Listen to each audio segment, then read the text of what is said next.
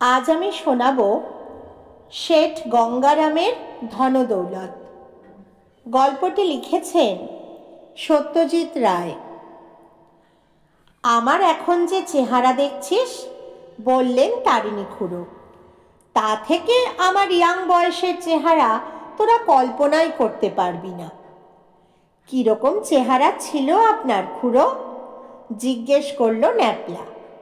ধর্মেন্দরের মতো? যা যা, বললেন খুড়ো, ওরকম নাশপাতি মার্কা চেহারা নয়। টকটকে রং, ব্যায়াম করা পাকানো শরীর, জামা খুললে প্রত্যেকটি মাসল আঙুল দিয়ে দেখানো যায়। অ্যানাটমি চার্টের দরকার হয় না। আর ফিল্ম স্টারের কথা কি বলছিস? কত অফার পেয়েছে জানিস খুড়ো হিরো হবার জন্যে? ইস, আর আপনি নিলেন না? বলল ন্যাপলা। অবশ্যই তখন তো বোধহয় সাইলেন্ট ছবি, তাই না? কে বললে সাইলেন্ট? আমি বলছি স্বাধীনতার কয়েক বছর আগের কথা। সাইলেন্ট ছবি তো ফুরিয়ে গেছে 30 সনের কিছু পরে। আপনি রিফিউজ করলেন? আলবাত, একবার একটা ছবি করতে হয়েছিল, তবে সেটা অন্য গল্প, আরেকদিন বলবো। আসলে ফিল্মের হিরো হবার শখ আমার ছিল না।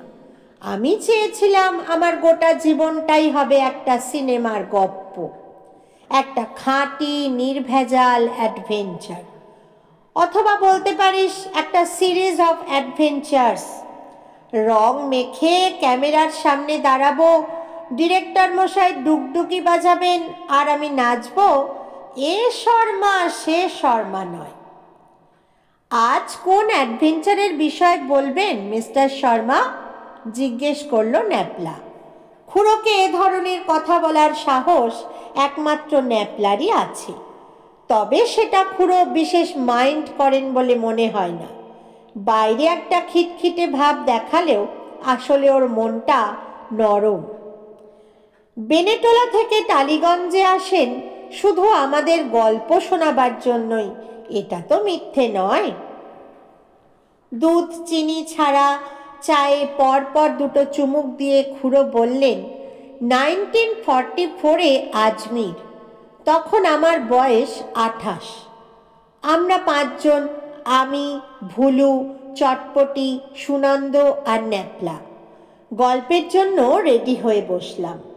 চা শেষ করে একটা এক্সপোর্ট কোয়ালিটি বিড়ি ধরিয়ে খুড়ো আরম্ভ করলেন। আগ্রায় একটা ব্যাংকের চাকরিতেই ইস্তফা দিয়ে কোথায় যাওয়া যায় তাই ভাবছি। এমন সময় হঠাৎ মনে পড়ে গেল ধরণী কাকার কথা। আমার বাবার মাস্তুতো ভাই, তিনি জয়পুরে হোমিওপ্যাথি করে বেশ পসার জমিয়ে বসেছেন।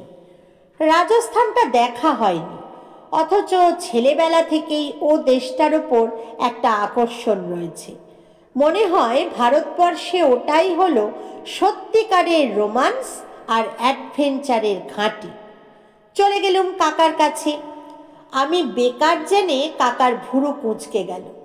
বলেন, তোর মতো একজন জোয়ান ছেলে ফ্যা ফ্যা করে ঘুরে বেড়াচ্ছে, এটা আমি বরদাস্ত করতে পারি না। আজমির যাবি? বললুম, কি আছে সেখানে? কাকা বললেন, শেঠ গঙ্গারাম আমার পেশেন্ট, পেটের আলসারে ভুগত, আমার ওষুধে চাঙ্গা হয়ে উঠেছেন। তার একজন ইংরেজি জানা সেক্রেটারি দরকার। তোর তো ইংরেজিতে অনার্স ছিল, যদি চাস তো তোকে রেকমেন্ড করে দিতে পারি। কখন কি কাজে দরকার পড়ে, তাই টাইপিংটা আগেই শেখা ছিল। কাজে সেক্রেটারির চাকরির পক্ষে আমি অনুপযুক্ত নই। তবু লোকটার সম্বন্ধে একটু ডিটেল জানা দরকার বলে প্রশ্ন করলুম, কি করেন গঙ্গারাম? আসলে গঙ্গারাম বললেই 19টি বার ম্যাট্রিক এসে ঘায়েল হয়ে থামলো শেষে মনে পড়ে যায়। কাকা বললেন, গঙ্গারাম মস্ত ধনী, হিরে জহরতের কারবার, বিদেশে করেসপন্ডেন্স চালাতে হয়। যে সেক্রেটারি ছিল সে নাকি বিয়ে করার নাম করে সেই যে গেছে আর আসে। বস হিসাবে গঙ্গারাম কি? কোনো গোলমাল নেই। তবে ওর একটা ছেলে আছে, বছর 12 বয়স। সে নাকি একটি মূর্তিমান বিচ্ছু। সে যদি কিছু করে থাকে। আমি বললাম, কুছ পরোয়া নেই। যে ছেলের এখনো গোপ গজাবার বয়স হয়নি তাকে আবার ভয় কিসের? ও সব আমি সামলে নেব। তাহলে আর কি, লেগে পড়। আমি গঙ্গারামকে লিখে দিচ্ছি, আমার রিকোয়েস্ট ও ঠেলতে পারবে না। কাকার এক চিঠিতেই গঙ্গারাম রাজি। লিখলেন, সেন্ড ইয়োর নেফিউ ইমিডিয়েটলি। একবার অম্বর প্যালেসটায় ঢুঁ মেরে জয়পুর থেকে চলে গেলাম মুসলমানদের পবিত্র তীর্থস্থান আজমিরে। আকবর একটা প্রাসাদ বানিয়েছিলেন এই শহরে। আজমির থেকে 7 মাইল পশ্চিমে হিন্দুদের তীর্থস্থান পুষ্কর। সব মিলিয়ে যাকে বলে ঐতিহ্যে মহিয়ান। প্রথম রাতটায় থাকলাম সার্কিট হাউসে। কাকাই ব্যবস্থা করে দিয়েছিলেন। আনাসাগর নামে বিরাট লেকের ধারে এমন সার্কিট হাউস ভারতবর্ষে আর 2টি আছে কিনা সন্দেহ। বারান্দায় বেতের চেয়ারে বসে যে দৃশ্য দেখলুম তা জীবনে ভুলব না। হাজার হাঁস চড়ে বেড়াচ্ছে লেকে। পশ্চিমে তারাগড় পাহাড়, তার পিছনে টেকনিকালার ছবির মতো সানসেট হচ্ছে। শেঠ গঙ্গারাম গদি এবং বাসস্থান শহরের মধ্যিখানে হলেও বাড়ির ভেতরে একবার ঢুকে পড়লে সেটা আর বোঝবার জো থাকে না। 27 বিঘে জমির ওপর বাড়ি, আর সেটাকে ঘিরে দুর্গের মতো পাঁচিল। 250 বছরের সোনাদানার ব্যবসা। ঘরে কত যে মূল্যবান রত্ন আর গয়নাগাটি আছে তার হিসেব নিকেশ নেই। সেই জন্যই এই পাঁচিলের ব্যবস্থা। যদিও তাতেও যে 16 আনা সেফটি হয় না সেটা পরে বুঝেছিলাম। তবে সে কথা যথাস্থানে প্রকাশ্য। গঙ্গারামের সঙ্গে সকালে গদিতে দেখা করলুম। ভদ্রলোকের বয়স 60-65। ঘি খাওয়া নধর পরিপুষ্ট চেহারা। একবার বসে পড়লে উঠতে গেলে পাশের লোককে হাত ধরে হেল্প করতে হয়। আমায় দেখে প্রথম প্রশ্ন হলো, আর ইউ আ বেঙ্গলি? এ প্রশ্নের অবশ্যই একটা কারণ আছে, সেটা এখানে বলি। আগ্রায় থাকতে একদিন ব্যাংকে এক খদ্দের আসে। ভদ্রলোকের চেহারা এমনিতেই ভালো, তার উপর একজোড়া তাগড়াই গোঁফ তাতে এমন এক পার্সোনালিটি এনে দিয়েছে যে দেখে ডিসাইড করলুম ওই জিনিস আমারও চাই। 2.5 মাস লেগেছিল গোঁফের ওই শেপ নিতে। মাঝখানটা ভরাট আর পুরু, আর দুপাশে যেন 2 হাতির সুর সেলাম ঠুকছে। কলকাতার বাঙালিদের মধ্যে থেকে গোঁফ জিনিসটা তখন প্রায় উঠে গেছে, কিন্তু পশ্চিমে অনেকেই ওটার খুব তোয়াজ করে, আর রাজস্থানে তো কথাই নেই। শেঠজিকে বললুম যে আমি বঙ্গ সন্তানই বটে, গোঁফটা নেহাত শখের ব্যাপার। ইংরেজিটা তো মোটামুটি বলতেই পারতুম। 2 বছর আগ্রায় থেকে হিন্দিটাও সরগর হয়ে গেছিল। তার উপর আদব কায়দাগুলো রপ্ত, স্বাস্থ্য ভালো, সব মিলিয়ে গঙ্গারাম খুশি হলেন। বললেন, আমার বাড়িতেই তুমি থাকবে, সকালে বিকালে আমার কাজ করবে, দুপুরটা আমি ঘুমোই, আর সন্ধেটা তুমি আমার ছেলের টিউশনি করবে। ছেলে চালাক, তবে পড়াশুনোয় মন নেই, ভারী দুরন্ত। সঙ্গদোষে নষ্ট না হয় সেটা তোমাকে দেখতে হবে। উপযুক্ত পারিশ্রমিক আমি তোমাকে দেব। তবে একটা কথা, আমরা নিরামিষ খাই। মাছ মাংস খেতে চাইলে তোমাকে বাইরে গিয়ে খেতে হবে। অবশ্যই শাক সবজি ফলমূল দুধ মিষ্টিতে যদি তোমার অরুচি না হয় তাহলে বাইরে যাবার কোনো দরকার হবে বলে মনে করি না। নিরামিষ শুনে গোড়ায় মনটা দমে গেছিল, কিন্তু শেঠজির বাড়ির নিরামিষ রান্না এমনই সুস্বাদু, আর বাড়ির গরুর খাঁটি দুধের মালাইয়ের এমনই কোয়ালিটি যে মাছ মাংসের অভাব মিটিয়ে দিয়েছিল। গঙ্গারামের সব শুদ্ধ 7 ছেলে, তার মধ্যে 2টি অল্প বয়সেই মারা গেছে, 2টি আর্মিতে, 2টি বাপের ব্যবসায় যোগ দিয়েছে, আর ছোটটি হলেন শ্রীমান মহাবীর বিচ্ছু। আমার সঙ্গে কথা বলে গঙ্গারাম ছেলেকে ডেকে পাঠালেন।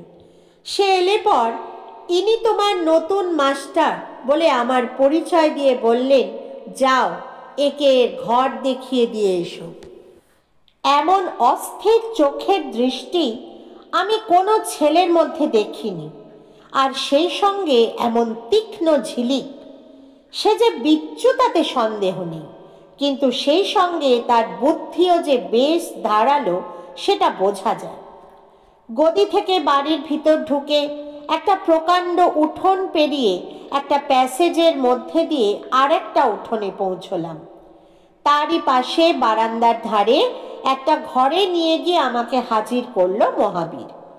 বোঝাই যাচ্ছে এটা শীষমহল জাতীয় একটা কিছু ছিল, কারণ ঘরের সারা দেওয়াল আয়নার টুকরো দিয়ে মোড়া। আমাকে পৌঁছে দিয়েই মহাবীর যে কেন চম্পট দিল সেটা মিনিট খানেকের মধ্যেই বুঝলাম। ঘরের মেঝেতে 2টি এবং খাটের ওপর একটি জ্যান্ত বিছে অবস্থান করছে। মেঝের 2টি তেঁতুলে আর খাটের উপরেরটি একেবারে খোদ কাঁকড়া বিছে। শেষেরটি আপাতত খাটের মধ্যিখান থেকে বালিশ লক্ষ্য করে এগুচ্ছে।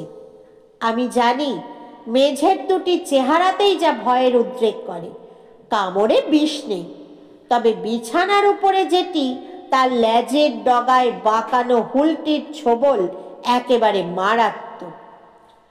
বিচ্ছু বিশেষণের তাৎপর্য যে এইভাবে প্রথম দিনই বোঝা যাবে সেটা ভাবিনি।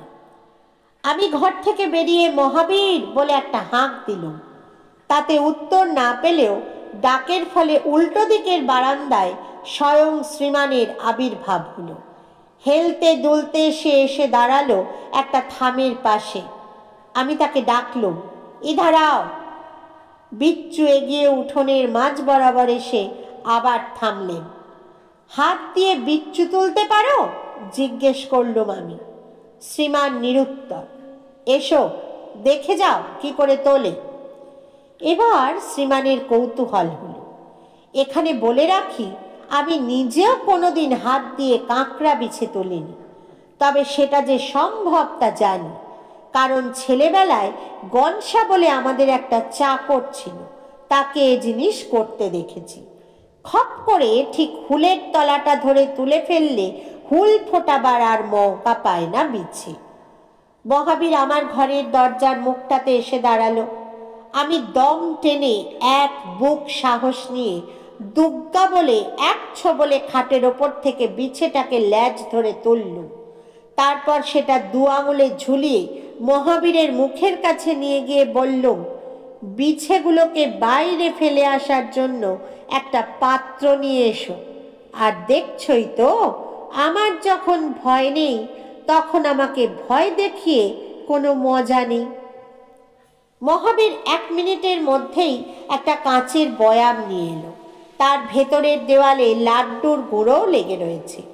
তারই মধ্যে প্রথমে কাঁকড়া বিছেটাকে, তারপর তেঁতুলে বিছে 2টো ফেলে বললুম, এগুলোকে বাড়ির পাঁচিলের বাইরে ফেলে এসো। মহাবীর গেল। তারপর কিছুক্ষণের মধ্যেই এসে রিপোর্ট করে গেল যে সে আমার আজ্ঞা পালন করেছে। তারপর থেকে মনে হতো যে প্রাইভেট টিউটরের প্রতি তার যে স্বাভাবিক বিরাগ, সেটা মহাবীর কিছুটা কাটিয়ে উঠেছে। কতটা কাটিয়েছে সেটা জানা মুশকিল, কারণ এমনিতে সে অত্যন্ত চাপা। পেটে বোমা মারলেও মনের আসল ভাব সে প্রকাশ করবে না। কিন্তু ছেলেটি অত্যন্ত চৌখস, কাজেই লেখাপড়ায় যাতে তার মন বসে সে চেষ্টা আমাকে করতেই হবে। তাতে সফল হব নাই বা কেন? দুষ্টুমি বন্ধ করার চেষ্টা আমি করিনি, কারণ জানি সেটা মাঠে মারা যাবে। তেঁদরামোর দৌড় যে কতখানি সেটা একদিনের ঘটনা বললেই বুঝতে পারবে। গঙ্গারামের বাড়িতে 4টে ঘোড়া, 6টা উট। একদিন সকালে মনিবের চিঠি টাইপ করছি গদিতে বসে, এমন সময় হঠাৎ সমস্বরে অনেকগুলো উটের আর্তনাদ শুনে আঁতকে উঠল। উটের ডাকের মতো অমন বীভৎস ঘরঘরে ডাক আর কোনো জানোয়ারের নেই। কৌতূহল হওয়াতে বাইরে বেরিয়ে দেখি জোড়া জোড়া উট বোধহয় পরস্পরের দিকে পিঠ করে বসেছিল। কোনো এক ফাঁকে গিয়ে শ্রীমানের ওদের লেজে লেজে গাঁট ছড়া বেঁধে দিয়ে এসেছে। বসা উট দাঁড়িয়ে উঠতে লেজে টান পড়ার ফলেই এই বিকট চিৎকার। গঙ্গারাম এ ব্যাপারে ভয়ঙ্কর আপসেট হয়ে পড়াতে তাকে বুঝিয়ে বললুম যে এই ধরনের দুষ্টুমির বয়সটা মানুষের খুব দীর্ঘস্থায়ী হয় না। তোমার ছেলের যথেষ্ট বুদ্ধি আছে, সে পড়াশুনোয় ভালো হবে এই গ্যারেন্টি আমি দিচ্ছি, তুমি চিন্তা করো না। এত বলার পর বাপ কিছুটা স্বস্তির নিঃশ্বাস ফেললেন। মহাবীরকে পড়ানোর টাইম ছিল সন্ধ্যা 7টা থেকে 9টা। একতলার পিছন দিকে আমার ঘরের উল্টো দিকে একটা ঘরে বসে পড়াশুনো হতো। আমি গিয়ে বসলেই বেয়ারা 1 গেলাস শরবত দিয়ে যেত। সেটা যে কিসের শরবত তা কোনো দিন ঠাউর করতে পারিনি, তবে বলতে পারি এমন সুস্বাদু সুগন্ধি শরবত আর কোনো দিনও আমি খাইনি। শরবত শেষ হতে না হতেই ছাত্র এসে পড়ত। একদিন দেখি ছেলে আর আসে না। আমি ঘড়ি দেখছি, থেকে থেকে দেখছি 20 মিনিট হয়ে গেল, 25 মিনিট, 1 ঘন্টা, তবু সে আসে না। দেরির কি কারণ হতে পারে তাও বুঝতে পারছি না। এমন সময় হঠাৎ শ্রীমান এসে হাজির। কি ব্যাপার বলো তো, জিজ্ঞেস করলাম তাকে, এত দেরি কেন? তোমায় একটা জিনিস দেখাবো তাই, বললেন শ্রীমান। বাবার নেশা পুরোপুরি না হলে ট্যাঙ্ক থেকে চাবি বার করতে পারছিলাম না যে। সর্বনাশ, বাবার ট্যাঙ্ক থেকে চাবি? শেঠজি যে গাঁজা জাতীয় কিছু একটা সেবন করেন সন্ধেবেলা সেটা জানতাম। কিসের চাবি? জিজ্ঞেস করলাম আমি। সিন্ধুকে, বললেন শ্রীমান বিচ্ছু। তারপর পকেট থেকে একটা জিনিস বার করে টেবিলের ওপর রাখল। ল্যাম্পের আলোয় সেটার চোখ ধাঁধানো ঝলসানি আমায় থমকে দিল। জিনিসটা একটা সোনার লকেট, সাইজে ক্যারামের স্ট্রাইকারের মতো। মাঝখানে একটা আধুলি প্রমাণ সবুজ মণি, নির্ঘাত মরকত বা পান্না। তাকে ঘিরে আছে হীরের বলয়, আর তাকে আবার ঘিরে আছে সোনার সূক্ষ্ম কারুকার্যের মধ্যে বসানো চুনি আর পান্না। জাহাঙ্গীর বাদশার জিনিস ছিল এটা, চাপা গলায় বলল মহাবীর। 20 লাখ টাকা দাম। বাবা কাউকে দেখান না, কাউকে বিক্রি করবেন না। আর তুমি এটা সিন্ধুক থেকে বার করে নিয়ে এলে? বারে, এটা তোমাকে দেখাবো না? তোমার দেখা হলে আবার রেখে দিয়ে আসবো। আমি অবাক হয়ে একবার লকেটের দিকে, একবার মহাবীরের দিকে দেখছি। এমন সময় হঠাৎ একটা প্রশ্ন করে বসলেন শ্রীমান। টোটা সিং এর নাম শুনেছ? কে টোটা সিং? আসল নাম কেউ জানে না, ডাকু টোটা সিং। পুলিশ ধরে জেলে পুরেছিল। ও জানলার গড়াদ হাত দিয়ে বেঁকিয়ে পালিয়ে যায়। এবার মনে পড়ল, কোনো একটা কাগজে পড়েছিলাম বটে। রাজপুত ডাকাত, রাজপুত্রেরই মতো চেহারা, ফর্সা রং, কিন্তু ডাকাতি করে মিশকালো ভিলেদের সঙ্গে। ভারী রহস্যময় চরিত্র। পুলিশ জেরা করেও কিছু জানতে পারেনি। দুর্ধর্ষ সাহসী, আর বন্দুকের অব্যর্থ নিশানা। গায়েও নাকি প্রচণ্ড শক্তি। তা হঠাৎ টোটা সিং এর কথা জিজ্ঞেস করছো কেন? আমাদের বাড়িতে ডাকাত এলে ভারী মজা হবে। আমি তো বললাম, এসব কি বলছো তুমি? গোলাগুলি চলবে, মজা হবে না? এসব কথা বলো না মহাবীর। যদি লোক খুন হয় সেটা কি খুব ভালো হবে? মহাবীর আর কিছু বলল না। তার উৎসাহের সঙ্গে আমার উৎসাহ মেলাতে পারলাম না বলে বোধহয় সে কিছুটা হতাশ হলো। তাকে লকেটটা দিয়ে বললাম, যাও এটা রেখে এসো বাবার সিন্ধুকে। মহাবীর বাধ্য ছেলের মতো লকেটটা নিয়ে বেরিয়ে গিয়ে আবার 5 মিনিটের মধ্যেই ফিরে এলো। সেদিন আর তেমন জমিয়ে পড়াশুনোটা হলো না। রাত্রিরে শুয়ে শুয়ে লকেটটার কথা আর সেই সঙ্গে কি বিপুল ধনদৌলতের মধ্যে রয়েছি আমি, সেই কথাটাই ভাবছিলাম। আমার ঘরের উপরেই শেঠ গঙ্গারামের ঘর। শেঠজির ইনসামনিয়া, রাত 2:30-3টের আগে ঘুম আসে না। নেশার ফলে সন্ধ্যা 7টা নাগাদ একটা তন্দ্রার ভাব আসে, তারপর 10টা থেকে একেবারে সজাগ। এই ব্যারাম হোমিওপ্যাথিতে সারেনি, তাই শেঠজি অ্যালোপ্যাথির ঘুমের বড়ি খান। কিন্তু যতক্ষণ না ঘুমের আমেজ আসে ততক্ষণ ঘরে পায়চারি করেন। তার পদধ্বনি আজ শুনতে পাচ্ছি আমার মাথার উপর। ক্রমে সেই পায়ের শব্দও থেমে গেল, কিন্তু আমার চোখে আজ ঘুম নেই। ঢং ঢং করে গদির ঘরের জাপানি দেওয়াল ঘড়িতে 2টো বাজল। আর তারই কিছুক্ষণ পরে মাথায় যেন আকাশ ভেঙে পড়ল। একে টেলিপ্যাথি বলবো না কি বলবো জানি না। আজই সন্ধ্যায় ডাকাতের কথা হলো, আর আজই ডাকাত পড়ল শেঠ গঙ্গারামের বাড়ি। প্রথমে সন্দেহ হলো কুকুরের ঘেউ ঘেউ শব্দ শুনে, তারপর ঘোড়ার চিহিহি আর উটের পরিত্রাহী আর্তনাদ, তারপর হই হল্লা, আর পরপর 3টে বন্দুকের আওয়াজ পেয়ে আমি খাটের ওপর শটান উঠে বসলাম।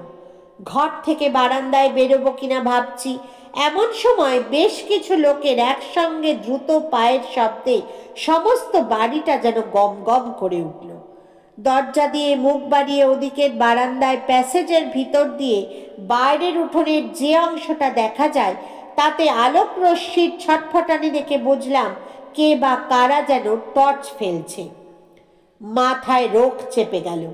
শেঠজি আমাকে একটা রিভলভার দিয়েছিলেন, সেটা নিয়ে প্যাসেজের দিকে এগিয়ে গেলুম। বাড়িতে ডাকাত যদি পড়েই থাকে তো এভাবে কেঁচো হয়ে ঘরে বসে থাকলে বাঙালির মুখে যে কালি পড়বে। কিন্তু প্যাসেজ দিয়ে বেরোনো মাত্র একটা বন্দুকের গর্জনের সঙ্গে সঙ্গে বুঝলাম আমার কানের পাশ দিয়ে একটা গুলি বেরিয়ে গিয়ে পেছনের একটা কাঁচের জানলাকে চৌচির করে দিল। আমি বেগতিক দেখে মাটিতে হুমড়ি খেয়ে পড়লুম। গোলাগুলি চললে এটাই যে প্রশস্ত পন্থা এটা আমার জানা ছিল। তাও উপর অবস্থাতেই হাত বাড়িয়ে রিভলভারের ঘোড়া টিপে একজন বন্দুকধারীর দিকে একটা গুলি চালিয়ে দিল। লোকটা আর্তনাদ করে কোমরে হাত চাপা দিয়ে অন্ধকারে অদৃশ্য হয়ে গেল। আজ অমাবস্যা, কিন্তু উঠোনের ওপর ছাদ নেই বলে তারার আলোতে তবু কিছুটা দেখা যাচ্ছিল। এইভাবে কুরুক্ষেত্র চলল মিনিট 20। শেঠজির বাড়ি পাহারা দেবার জন্য সশস্ত্র দারোয়ান ছিল গোটা আষ্টেক। কাজেই যুদ্ধ যে একতরফা ঘটেছে তা নয়। ক্রমে হল্লা, আর্তনাদ, গুলির শব্দ, পায়ের শব্দ ইত্যাদি সব কিছু থামার পর আমি আবার উঠে দাঁড়ালাম। তখন এদিকে ওদিকে বাতি জ্বলতে শুরু করেছে। ওপর থেকে মেয়েদের গলার ঘোর বিলাপধ্বনি শোনা যাচ্ছে।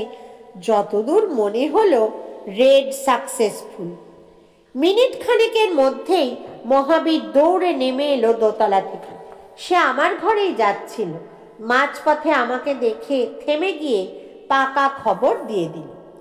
টোটা সিং ডাকাতের দল বিস্তর ধনরত্ন লুট করে নিয়ে চলে গেছে, ইনক্লুডিং শেঠজির সিন্দুক খুলে জাহাঙ্গীরের লকেট। শেঠজি নিজে নাকি বিপদ বুঝে গিন্নি ও মহাবীরকে নিয়ে ছাতে গিয়ে গা ঢাকা দিয়েছিলেন। তার 2 ছেলে প্রতাপ ও রঘুবীর বন্দুক নিয়ে ডাকাতদের বিরুদ্ধে রুখে দাঁড়িয়েছিল। দুজনেই জখম। এছাড়া 2টি প্রহরী মরেছে আর একটির পায়ে গুলি লেগেছে। কিন্তু এখানেই গল্পের শেষ নয়। পুলিশের ডায়েরি ইত্যাদি যা করবার সে তো হলোই।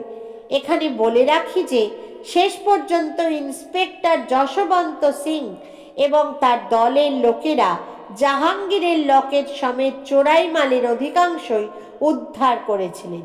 ডাকাত দলের 7 জন ধরা পড়েছিল, তবে টোটা সিং উধাও।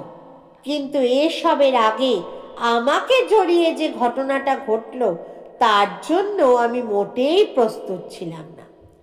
ডাকাতির 2 দিন পরের সন্ধ্যাবেলা ছাত্র পড়ানোর ঘরে গেছি যথারীতি 7টার সময়। শরবত খাওয়া হয়ে গেছে। এমন সময় অনুভব করলাম মাথাটা কেমন যেন ঝিমঝিম করছে। ছাত্র তখনও আসেনি। এদিকে ক্রমেই বুঝতে পারছি যে চোখের সামনের জিনিসগুলো দেখতে যেন রীতিমতো কষ্ট করে দৃষ্টি ফোকাস করতে হচ্ছে। কি যে হলো কিছুই বুঝতে পারছি না। শুধু এটুকু বুঝছি যে এ অবস্থায় পড়ানো অসম্ভব ব্যাপার। এমন সময় শ্রীমান মহাবীর সিংয়ের প্রবেশ। হাতে তার একটা হলদে কাগজ, হ্যান্ডবিলের মতো। অবাক হয়ে দেখলাম তাতে আমারই ছবি। টোটা সিং, বলল মহাবীর, তার চোখ জলজল করছে। টোটা সিং? কি বলছে ছেলেটা পাগলের মতো? স্পষ্ট দেখছি যে আমার ছবি, সেই গোঁফ, সেই জুলফি, সেই নাক, সেই চোখ।